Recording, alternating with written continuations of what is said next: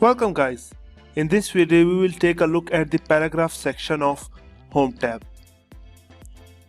Now there's two ways to select any paragraph or any text in PowerPoint. The first one is just right click and then drag your mouse, okay, and it will select the text.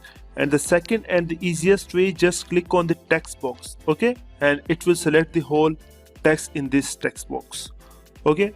Now the first thing here you will see is paragraph alignment. Now this paragraph is aligned from left to right, okay, and we have four more options. We have center alignment, we have right alignment, and the last one is justify, okay. Now if I just click on this center alignment, you will see all of the text will align centrally, okay. Its main point is center, okay, so it's aligned from center. And if I just click on right alignment, it will align from center, okay. All the text will start from center. And the last one is justify.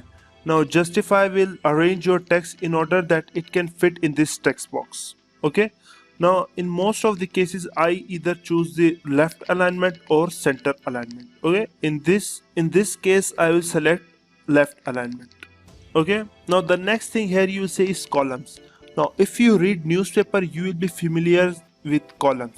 Now the column will do, it will separate your text in different columns. For example, if I click here, you can see I can separate this text in 2 columns. I can separate this text in 3 columns, okay. And if I just click 1 column, it will be the default one, okay. If I just click 2 columns, you can see my text is being separated in 2 columns. And now again I can do all the thing like, and I can align it centrally. Now you can see both of the columns are aligned centrally, okay. I'll change this to 1 column. The next thing here you will see is intent, okay. Now in order to use intent, first I have to click here, okay. Now here you can see I can increase the intent level. If I just click on this increase list level, you can see it will intent toward right, and if I just decrease the intent level, it will intent toward left, okay. I will remove this intent. The next thing here you will see is line spacing.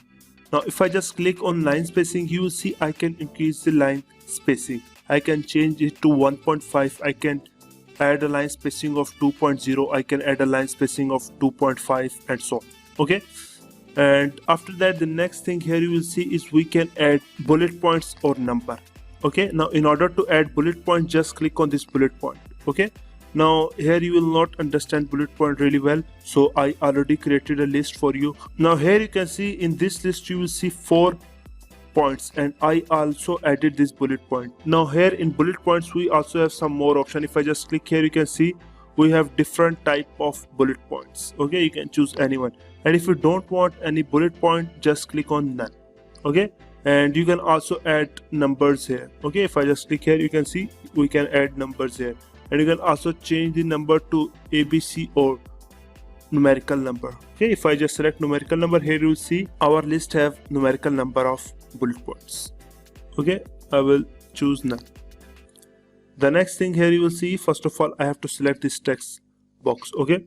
The next thing here you will see is text direction, okay. Now this is not very useful. I never use this in my life, but if you want to use, you can change the direction of your text. You can rotate all the text 90 degree, you can rotate all the text 270 degree, or you can just stack it, okay.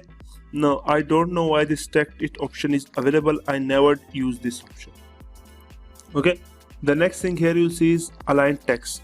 Now the align text, you can align your text. Now you will again understand it much better if I just go to second slide, okay. Now if I just select this text box, and if I just click on align text, okay, if I just align it middle, you can see our text is aligned middle, and I can also align it bottom, okay.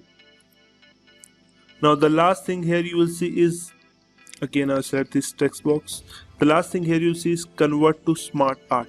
Now we will learn this convert to SmartArt in our upcoming videos, but right now I will show you for what this is used. You can change the text into some SmartArt, okay. Here we have bunch of options like this, okay. You can choose any one of these, okay. And once if I click on any one of this, you will see it will also add 2 more tabs, design tabs and format tab. Now we will take a deep look in this design tab and format in our upcoming video. Thank you for watching.